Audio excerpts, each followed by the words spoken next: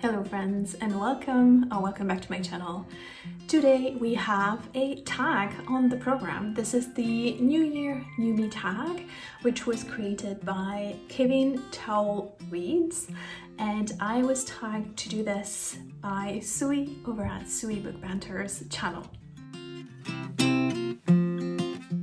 Sui just literally posted her video, and the reality is that I've been so bad with tags all of last year, I think, that I felt if I don't do it now, like on the day I was tagged, then I will never do it. So here we are. I'm not prepared except the people I want to tag, but otherwise I'm just completely winging it.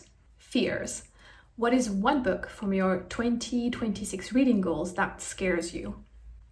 That would be House of Leaves, because it's quite a thick one and apparently it's more of an experience of a book than an actual story. I've heard, I don't know, very wild things about it. Like some people love it, some people could not get into it, could not finish it. I think it's very experimental with the format. So yeah, I'm a bit unsure how I will feel about it, but I'm surely intimidated by it. So yeah, I had the brilliant idea to put it on my 26 for 2026, and now I have regret it because I have to read it now.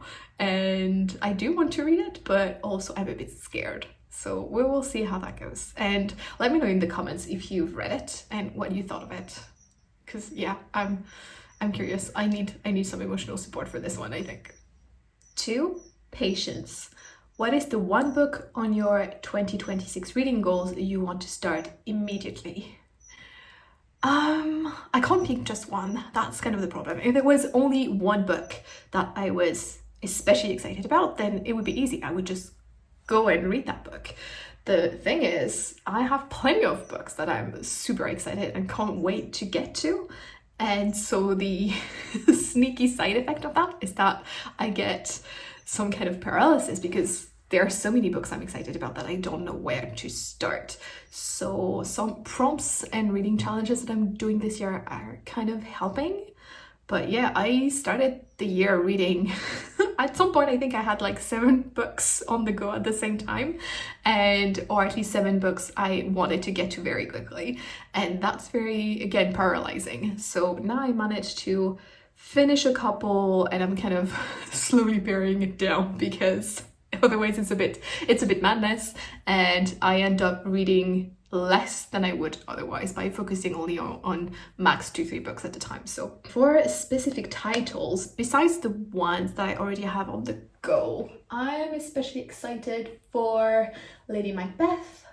Ellen, my good friend Ellen from the Element Book Club channel, just sent me Goddess Complex, which I'm also very excited to get to. I will be starting a buddy read with Caitlin over at Spill the Reads in a few days. That's Intimacies by Kitty Kitamura, which I'm also very excited about. What else? Perfection, and so many books on my 2020. Ooh, Ages for Hawk. Again, so many books, so little time. Story of my life. 3, growth. What book last year pushed you to reflect and or grow as a reader? That's a very good question. Honestly, I don't even remember all the books I read last year, so I need to give this one a think. A book that pushed me to reflect or grow as a reader. Okay, I had to go back to my spreadsheet because, again, I don't remember all the books that I read last year. I think for a book that pushed me to reflect, I would go for Hello Beautiful by Ann Napolitano, because I can't really talk about it without giving spoilers, but it kind of helped me see something really difficult that was happening in my life from a different perspective, or at least like gain some insights on personal things, personal history and all of that. And yeah, it's not really helpful because, again, I can't really go into it without giving you spoilers. So that's a book that really moved me and shook me emotionally, and yeah, again, like gave me some insights on my own life and relationships. So I think that's quite wonderful when a book does that. So yeah, it will always have a special place in my heart, this book.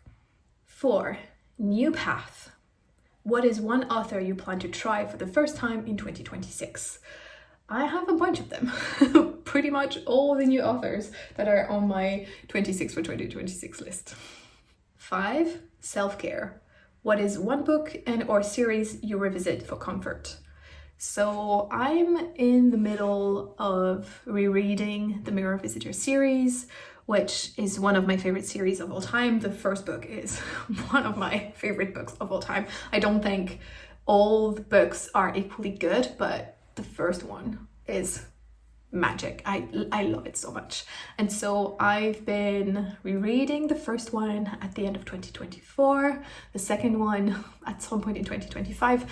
I'm buddy reading these with Steph Morgan.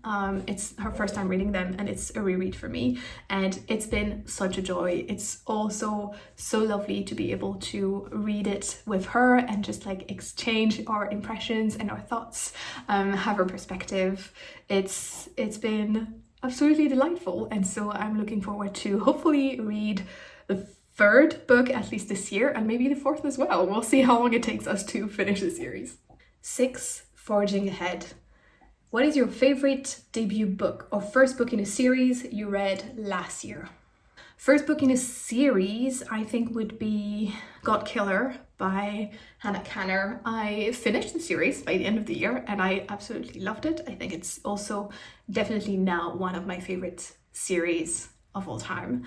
So God Killer was a lot of fun. It's not a perfect book, but it was really enjoyable and I was actually quite surprised. I went into it because I heard my friend Rochelle at Good Morning Dreamer talk very highly about the disability representation, and so that's kind of what caught my attention and why I was curious to read it.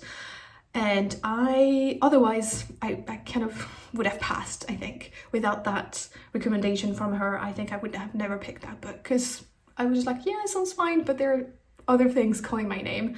I ended up reading this one and just loving it so much. Again, not perfect, but it was so much fun and I had a blast, and much more than I anticipated. So yeah, that would be one of my favorites from last year. 7. Goals. Do you have a specific reading goal or challenge for the year ahead? I don't usually set a reading goal in terms of how many books I want to read. I kind of just go with my mood and the flow, and I know that there are times when I read more than others, so I don't want to put pressure on myself in that way. But in terms of challenges, there are indeed quite a few. I can show you my wonderful, gorgeous notebook, which is from Notebook Therapy, and I love her, she's stunning. So for 2025, we have the 26 for 2026 list that I made a video about. I'm also doing again this year the Diversity Book Bingo from LMIT Book Club. I am doing the buzzword challenges, both the title and cover ones. I am doing the Read Your Bookshelf Challenge from Chantel Reads All Day, and I'm doing the TBR Spin as well. I am doing the Reddit Fantasy Bingo, and I'm also doing a smaller version of the Reader's Gauntlet by Baze Reed.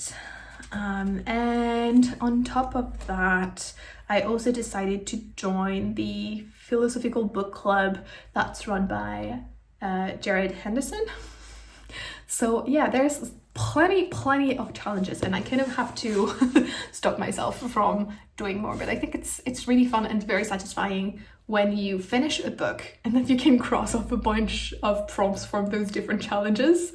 So yeah, it's just fun. It's not going to be the end of the world if I don't complete those challenges, but I can be quite competitive with myself. I'm not so much a competitive person with other people, but with myself I can very much be, so I will probably do my very best to complete those. 8. Breaking walls. This is a bonus question. Do you have a non-book related goal for 2026 you wish to share? I haven't set many specific goals for this year because I have been feeling quite tired at the end of the year, and so I wanted to be kind of gentle and intentional and make sure that I was not overburdening myself. Says the person who's doing way too many yearly challenges. Anyway, so I decided for my word of the year to pick the word margin from a quote from Henry David Thoreau, which is, "I love a broad margin to my life." I love that quote. I love this idea of building buffer in different areas of your life, and that can be many forms. In the text that this quote is extracted from, it's very much about time and just his intentionality with this time, taking moments to linger and appreciate things going on, not rushing, all of that. I also very much appreciate that and would wish to be able to be that relaxed about time. But so the main thing I took from this is, again, this word margin and kind of building margins in my life. So one way I'm interpreting this word is about building a margin, and that's kind of continuing the kind of low buy efforts that I've done last year and the decluttering efforts. I've made great progress on decluttering my paperwork. I'm so close to be done with all my physical paperwork, which was a huge undertaking, and I'm very excited to have this part of my life kind of tackled and done. But yeah, so the idea is just like to have more margin into my space and my finances. Another way I'm interpreting this is in writing in the margins, and this is very much related to my desire to kind of use my brain a bit more, and so that kind of comes with taking notes in the margins of my books, for example, but in more general terms, just pushing myself to think a bit more, spend more time kind of learning about the topics I'm interested in. It's all very much in this trend of fighting brain rot and developing personal curriculum, what I call personally kind of living an intellectual life, which is also very much focused on creating ideas, not just developing like critical thinking about the things that you consume, but also at some point having enough space to think that you start to develop your own ideas. That's very much my end goal, but it's quite a process. So that's the second thing. And then the third thing is kind of enjoying the margin. So enjoying the things that we usually tend to push to the margins of our lives, which are mainly hobbies and just the small delights of life, of just enjoying the birds outside my window and things like that. So I want to make sure that I do spend time on my hobbies, and especially hobbies that are not in front of a screen. So those are kind of my goals and main focuses for 2026. And then the final prompt is number 9, teamwork to tag other people. So for this, I want to tag a few people. All of them are kind of small-ish channels, so channels with less than 1,000 subscribers. And I also prioritize some channels that I've discovered more recently. The first one is Sarah Vance. She has a tiny channel. She's very new to BookTube, and she is a Brit living in Japan, and we have very similar interests. Like every time I watch one of her video or when she comments on my videos, I discover a new thing, a new common interest. And so I think if you enjoy kind of maybe, I don't know if it's really reflected on my channel, but the variety of topics I'm interested in, kind of the things that will tickle my brain, kind of my different interests, especially regarding nonfiction and things like that, I think you would very much enjoy her channel. So I would encourage you to go check her out and show her some love and wish her a warm welcome to YouTube. Then we have Lucy from Luce in the Library, which is also a channel that I've discovered fairly recently, toward the end of last year. And I think she has the most joyful and sweet personality. I really like her vibe. She seems like a very kind person, and I do appreciate how much nonfiction she reads as well, because I do very much enjoy nonfiction.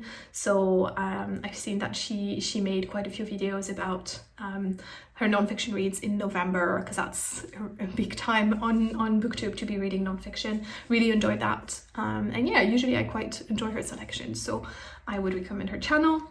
Then we have Linnea from Fika and Fiction. She is a Swedish avid reader. She loves Stephen King, for example. She's kind of currently going through all of his catalogue, and she's also a singer and an actress, and she does very cozy vlogs at times and fun videos kind of comparing adaptations from a book to the screen, things like that. And yeah, I really also appreciate her fun, calm energy. Then we have Marta the Book Slayer, also a channel I discovered recently, also a very gentle soul. I think there's kind of this running theme of just like, I like people with this kind of calm, gentle, cozy energy, and that's also what I try to cultivate in my channel, because that's the thing I enjoy. That's how I oftentimes get quite some comfort watching YouTube videos. So I also tend to gravitate with YouTubers that give me that feeling of coziness, and Marta is very much one of them.